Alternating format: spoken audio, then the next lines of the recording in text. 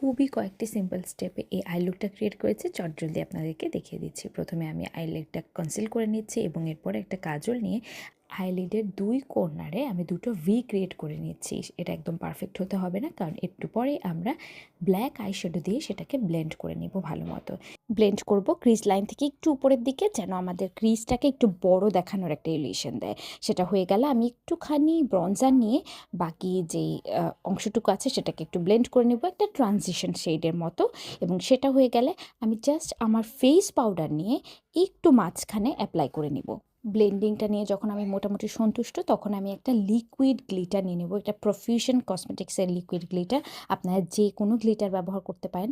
সেটা আমি একদম আমার আইবল বা চোখের মণি যেখানে, সেই বরাবর একটু লাগিয়ে নিচ্ছি ক্রিজ লাইন থেকে একটু উপর পর্যন্ত। এবং এরপরে আমি জাস্ট একটা উইং করে নেব। আপনারা আপনাদের পছন্দ মতো করে থাকেন। এখানে আমি আয়নার মধ্যে ঢুকে যাচ্ছি একদম পারফেক্ট উইং করার জন্য, যেটা আমি সবসময় করি।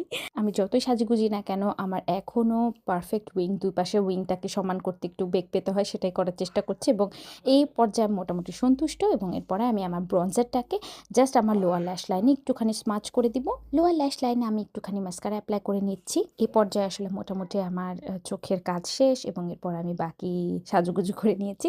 যদি আপনারা পুরোটা দেখতে চান, আমাকে কমেন্ট সেকশনে জানাবেন এবং আই লুকটা কেমন লাগলো সেটাও জানাতে ভুলবেন না।